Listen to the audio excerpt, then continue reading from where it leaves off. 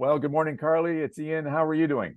Good morning. I'm great. It's back to school. We have 1 hour today and then back into the regular routine. I'm just counting down the minutes till we're back in our regular routine. I love it. One hour. Yeah. Yeah, Find your classroom, say hi to your teacher, go home. that's it. Have a good day. Yeah, I think Quinn was up 3 times last night, 3 o'clock, 4 o'clock, 5 o'clock. Is it time to go yet? No, Excited. Yeah. no, not time yet. Anyways, yeah, she was very excited. Of course, and we're excited to talk about the August sales report. Who can believe that? It's September and we're racing towards Christmas. Can we say that now? Can we say no? No. Nice try, Ian. Doesn't Costco have Christmas stuff out yet? Must be soon.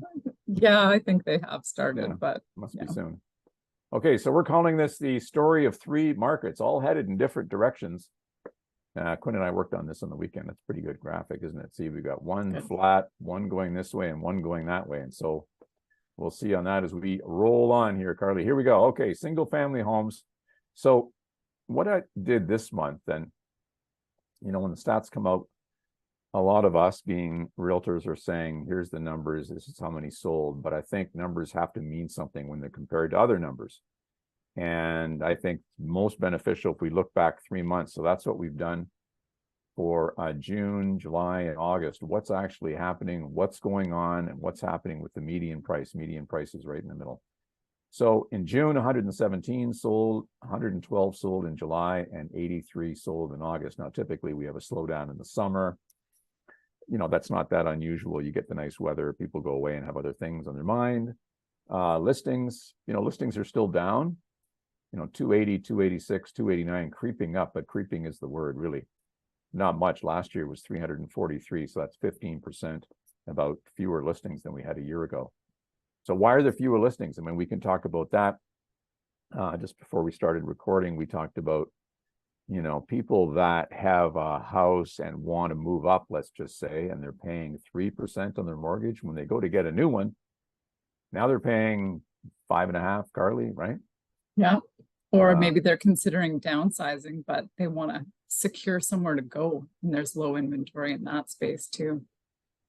So there they go. So therefore, people just don't do anything. They're just going to sit at home and wait and see what's going to happen. A lot of waiting going on. That would be the word we would use, isn't it? That describes what people are doing. I wonder what's going to happen with the Bank of Canada rate. We're going to talk about that. That's going to come out tomorrow. Of course, we're recording this on the 5th. It's coming out tomorrow. We're going to be the prediction of the right, what the Bank of Canada governor says. We'll see about that. Anyways, months of inventory. This is about the strength of the market. This is how we describe a market. It means how long is it going to take all the homes that are for sale. And remember, we talk about that. If it's under 4, we call that a seller's market. If it's between 4 and 6, that's a balanced market. And once it's over 6, it moves into a buyer's market. So it's creeping up, right? We're at 3.4 months of inventory. But the price is remaining steady, basically, right? 828, 790, and 818. So the price hasn't changed at all since June. Virtually no change, 1%. It's flat. And I think that's because there's still not enough homes on the market. So once we get a whole lot more homes, we'll probably see price reductions. But we know that won't happen until we get more inventory, and around that circle goes. All right. Now, next up is condominiums. Carly, why don't you do this one? Yeah, so right now we've been experiencing with our buyers and sellers is that the prices are coming down in the condominium market, and a lot of times this is the first area that's affected when rates increase. We have investors deciding to sell right now, so there's increased inventory for that reason. And this also creates an opportunity for people who are trying to get into the market. As the prices come down a little bit, they can possibly sneak in there because the prices in the condominium area has come down 12% just in the last 2 months here. So that is providing an opportunity. Yeah, it is a significant amount. So, and we can see it even the listings we're carrying, that there's this, we're not getting as many showings. Like, we know that for sure. When you get a showing, it's like hallelujah. It's funny how that's different, isn't it? A year ago it's like showings were all over the place. Now it's a big deal.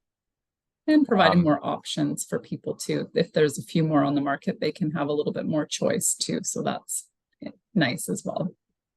Yeah, and those investors for sure, you can see that happening where people bought 3 years ago at a super low variable. Now they go to renew. And of course, the rent is fixed. You can't raise the rent. Strata fees go up. Your mortgage payment goes up. Suddenly you're either feeding your investment or you're selling it. And that's what we're seeing for sure here in condominiums. Now, townhomes. So remember that graph? We had houses the same, condos down, and townhomes up. So talk about different markets. And here we are, number of sales hasn't changed dramatically, or listings for that matter. It's still very much a seller's market. 2 months of inventory is virtually not enough. And you see the prices are up from June, 12%. So we've got down in condominiums and up in townhomes. That's why there's so many micros in a market. People ask us, Carly, how's the market? Well, it depends. The answer is it depends. What market are you in specifically? Are you selling or buying? If you are selling, is it a condominium or a townhouse or a condo? And townhomes, Carly, we talked about, those are going up because these townhomes get lumped in with patio homes that retired folks would like, and a starter home, perhaps 3 beds on, with stairs. And there's so few patio homes on the market, maybe 5 or 6 that have a garage, a double garage, the kind of things that people would like. We talked about that one at Ocean Walk, listed one day and sold 2 days later. That kind of activity is what's driving up this price. Yeah, and very desirable. No stairs in a garage and it's gone, right? Yeah. And so it all feeds back to why we have fewer listings here, right? If I can't find anything to go to, I'm just not going to put my home on the market. Fair enough. Who would argue that? I mean, I have to have somewhere to go. It's great if I can get more money for my house. But when I want a patio home and I can't find it, then I'm not going to do that. So those are the 3 categories that we have. Predictions. Oh man, Yogi Berra had it right. It's tough to make predictions, especially about the future. All other kinds are fine, but just not the future. So what do we think? Interest rates, we're going to arm wrestle. Ian's going on the side. They're going to remain the same. Carly, what do you think? I hope that you're right. And we talked about that they should call you before they make these choices. But I think that, like we talked about, Canadians are really struggling with shelter costs, food costs, gas costs. And so I hope that they stay the same as well. Yeah, I think for the first time, I mean, in my memory, we had 2 premiers, the largest provinces, British Columbia and Ontario, write a letter to the Bank of Canada governor saying, hey, time out, that's enough. We're all, everybody around here is pretty much tapped out. So we'll see tomorrow, and then we'll go from there. Likely no change for 6 months. Why would they increase again in a short period of time? I don't know, perhaps, but I don't see that either. So what does that mean? Probably just much like a steady as she goes sort of market, kind of a flat market. We talked about more investors selling condos as their mortgages renew at higher rates, yet rents can't be increased. So there they are. Further price declines in the market open more options for first-time buyers. And you talked a bit about that, Carly, where we do have a lot of buyers going, what's left for me to buy?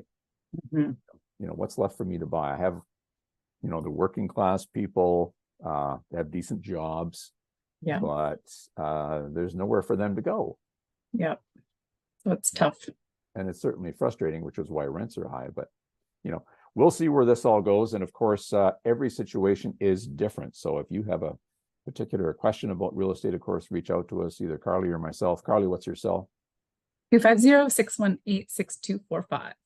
Nice. Now, if you want to book an appointment with us, you can hit the button below. The system's called Calendly. You can see our calendars, and that way it's really easy to for us to get together. Okay? Sounds good. Have a good day, Carly. You too, Ian. Thanks so much. Good luck in your hour at school.